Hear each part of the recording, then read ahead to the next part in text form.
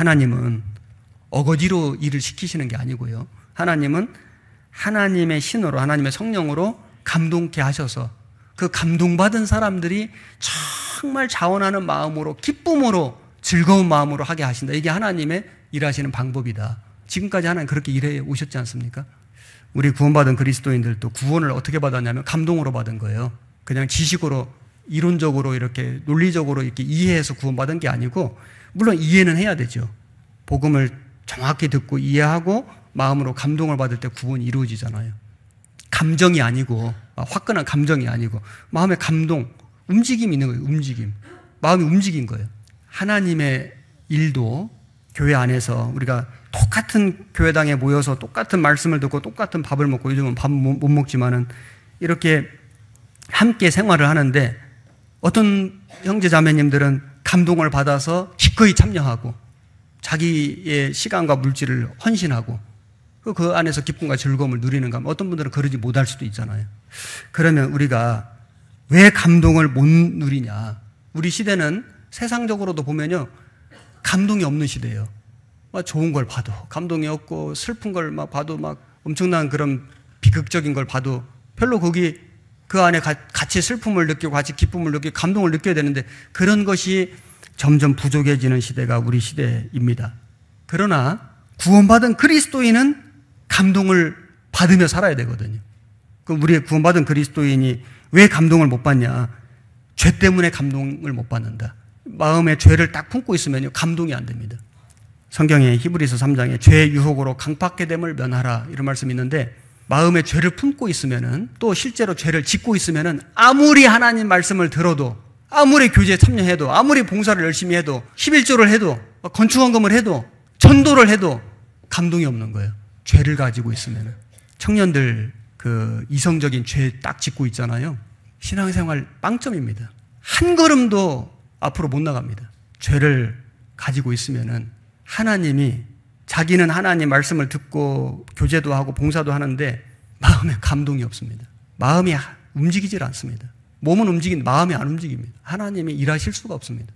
형제 자매님들이 삶 속에 어떤 죄를 다 가지고 있으면은 어떤 미움, 시기, 판단, 회방, 교만, 하여튼 세상 욕심, 욕망 이런 죄를 딱 가지고 있으면은 너무나 신기하게도 교제도 나와요. 말씀도 들어요. 읽어요. 감동이 없어요. 감동이 없어요. 힘이 하나도 없어요. 기쁨이 없어요. 주님 일을 못합니다. 죄를 버려야 됩니다. 그리고 생활의 염려, 방탕함과 술 취함과 생활의 염려로 마음이 둔하여지고, 너무 생활의 염려가 너무 크면은 감동이 없습니다. 처음 사랑을 버리는 거, 구원받을 때 기쁨과 즐거움을 망각하고 살아가는 거, 이런 것들이 감동을 받지 못하는 원인이 됩니다. 우리가 그러면 감동을 받으려면 어떻게 해야 되냐? 감동을 받는 방법은 하나님의 말씀으로 돌아가는 겁니다. 디모데후서 3장 16절, 모든 성경은 하나님의 감동으로 된 것으로 교훈과 책망과 바르게 함과 의로 교육하기에 유익하니 이는 하나님의 사람으로 온전케 하며 모든 선한 일을 행하기에 온전케 하려 함이니라. 하나님의 말씀은 하나님 감동으로 된 거다. 40여 명의 기자들이 성경을 기록했는데 자기 생각을 쓴 게 아니잖아요. 하나님의 말씀을 받아서 적었는데 감동으로 된 것이다. 그러면 하나님의 감동으로 기록된 성경을 읽는 사람은 어떻게 읽어야 할까요? 감동으로 읽어야 돼요. 하나님 말씀을 듣는 사람은 감동으로 들어야 돼요. 그러면은 그 말씀이 마음의 교훈이 됩니다. 교훈과 책망이 됩니다. 책망과 바르게 함과, 그 말씀을 감동으로 받을 때 바르게 됩니다. 의로 교육이 됩니다. 하나님의 사람으로 온전케 됩니다. 모든 선한 일을 행하기에 온전케 됩니다. 그 능력이 말씀에서 오는 거예요. 말씀을 감동으로 받을 때. 감동으로 못 받으면 말씀을 무기로 삼아요. 왜 하나님 말씀에 이렇게 됐는데 왜 이렇게 안 해요? 당신은 왜 이렇게 안 해? 왜 안 합니까? 왜 구역장님은 왜 이렇게 안 합니까? 왜 교회가 이렇게 안 됩니까? 이게 완전 무기가 돼요. 이 말씀이 자기 마음을 찔러야 되는데 이 말씀을 감동으로 안 받으면은 이 무기를 가지고 다른 사람을 찔러요. 우리는 하나님의 감동으로 기록된 말씀을 감동으로 받아야 한다. 그래서 이 말씀을 들을 때 마음에 두려움이 생기고, 내 마음에 있는 죄를 버려야 되겠다. 이걸 끊어야 되겠다. 그럴 힘이 생기거든요. 감동으로 받을 때. 그리고 자기 안에 잘못된 것을 고치고 고칠 수 있어요. 이건 정말 올바른 게 아니다. 고칠 수 있어요. 그 힘이 있거든요. 감동으로 받을 때. 그리고 올바른 선택을 하게 돼요. 그리고 그걸 행할 수 있는 힘이 생겨요. 감동으로 받을 때.